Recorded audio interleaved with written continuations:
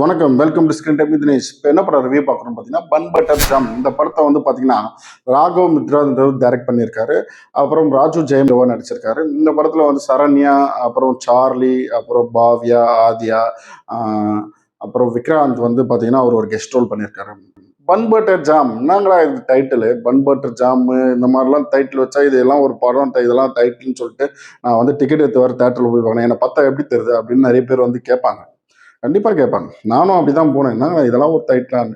ஆனால் butter jam title வச்சாங்கன்னா அதுக்கு ஒரு காரணம் இருக்குது. இந்த படம் வந்து உண்மையிலேயே போய் பார்க்கலாமா வேணாமா, வர்த் இல்லையான்னு ரொம்ப ஜெனியூனாக ரிவ்யூ சொல்ல போகிறோம். சேனலில் சப்ஸ்கிரைப் பண்ணாதவங்க சப்ஸ்கிரைப் பண்ணிக்கங்க. இந்த படம் வந்து இவர் ராஜு ஜெயமன் ஹீரோ இவர் பண்ணியிருப்பான்னு பார்த்தீங்கன்னா, காமெடி சென்ஸ் அப்படியே நல்லா வந்து கொடுத்துருக்காரு. நல்ல டைமிங் காமெடி, ஒரு சென்சிட்டிவான ஒரு பெர்சன் மாதிரி காட்டுவாங்க. காமெடியும் பண்ணுறாரு, கோவம் வந்து அதுக்கேற்ற மாதிரி சீரியஸாகவும் மாறுறாரு, டக்குன்னு காமெடியும் பண்ணுறாரு. நல்ல ஒர்க் அவுட் ஆயிருக்கு. இவரோட ஆக்டிங், இவரோட கேரக்டர் வந்து நல்லா சூப்பராக ஒர்க் அவுட் ஆயிருக்குன்னு தான் நம்ம சொல்ல முடியும். இதில் அம்மா ரோல் வந்து பார்த்தீங்கன்னா சரண்யா, அப்பா வந்து சார்லி. இவங்க ஆஸ் யூஷுவலாக வந்து சரண்யா எல்லா படத்துலையும் பண்ணுற மாதிரி இதில் கொஞ்சம் ஃபன் பண்ணியிருப்பாங்க. அப்பா வந்து சார்லி. அவங்க ஹீரோ பக்கத்து வீட்டிலே ஒரு ஆத்யா, அவங்க வந்து குடி வருவாங்க ஹீரோயின். இன்னும் அவங்க வந்து செகண்ட் ஹீரோயின் மாதிரின்னு நம்ம சொல்லலாம். பாவியா வந்து ஃபர்ஸ்ட் ஹீரோயின் சொல்லலாம். கூடி வருவாங்க. அவர்கிட்டயும் வந்து அந்த ஆதியா கிட்டேயும் ஒரு ஹீரோ வந்து நல்லா ஃபன் பண்ணி கலாட்டா பண்ணி ஏதாவது பண்ணிகிட்டே இருப்பார்.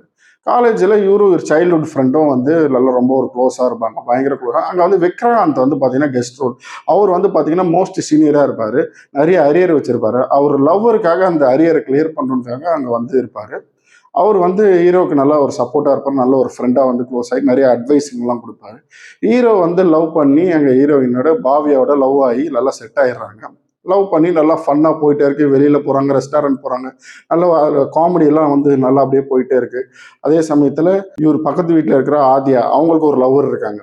அந்த லவ்வரும் வந்து பயங்கர காமெடியெல்லாம் பண்ணிகிட்டே இருப்பாங்க. அந்த ரெண்டு பேரும் மீட் பண்ணுற மாதிரிலாம் வரும். அந்த காமெடி சீன்ஸ்லாம் வந்து சூப்பராக ஒர்க் அவுட் ஆகிருக்கு.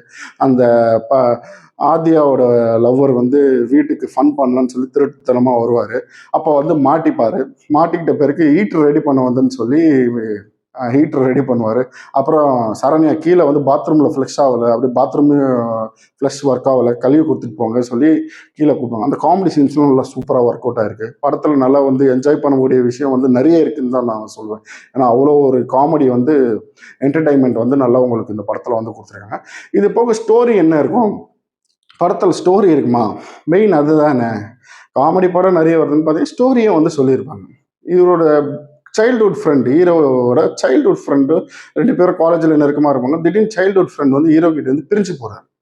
அதை ஹீரோவால் தாங்கிக்க முடியல, லவர் கிட்டலாம் வந்து சொல்லி வருத்தப்படுவார். எதனால் பிரிஞ்சு போகிறாரு அப்படின்றது மாதிரி இந்த படத்தில் வந்து ஒரு ட்விஸ்ட் இருக்கும். ஹீரோயினும் வந்து ஹீரோ கிட்ட வந்து லவ் பிரேக்கப் ஆகுறாங்க. அதுவும் எதனால் அப்படின்றது இந்த படம் பார்த்து தெரிஞ்சுக்கங்க. அதுவும் வந்து நல்ல ஒரு இது சொல்லுவேன். இது ஒரு வழக்கமான ஸ்டோரி தான். ஃபர்ஸ்ட் ஹாஃப்லேயே நீங்கள் வந்து கண்டுபிடிச்சிருவீங்க. பட் இந்த படத்தில் வந்து இந்த ஒரு டிஃப்ரெண்ட்டாக வந்து ஒரு காலேஜ் ஸ்டூடெண்ட்ஸு இந்த மாதிரி ஒரு ஃப்ரெண்ட்ஸு இந்த மாதிரி உள்ள ஒரு விஷயம் நடக்குதுன்னு போது எந்த அளவுக்கு மியூச்சுவல் அண்டர்ஸ்டாண்டிங்கில் போகிறாங்கன்றது ஒரு மெசேஜும் சொல்லியிருப்பாங்க. ப்ளஸ் கிளைமேக்ஸில் காலேஜ் லைஃப் மட்டும் இல்லை, இதுக்குமே வந்து நிறைய லைஃப் இருக்குது. லைஃப்பில் இவங்களாம் எப்படி மெச்சூர்டாக ஆகுறாங்கன்றதான் டேரக்டர் வந்து காமிச்சிருப்பாங்க. கிளைமேக்ஸில் சரண்யா அவங்களும் ஒரு மெசேஜ் சொல்லியிருப்பாங்க. இந்த காலத்து பசங்களாம் லவ் எத்தனை நாள் லவ் பண்ணுறீங்க, எப்போ பிரேக்கப் ஆகுறீங்கன்றது தெரிய மாட்டுறது, அந்த மாதிரி இருக்குது உங்கள் லவ்னு சொல்லி அவங்களும் ஒரு மெசேஜ் சொல்லுவாங்க. படத்தில் நல்ல ஒரு மெசேஜும் வந்து நல்லா சூப்பராக சொல்லியிருப்பாங்க.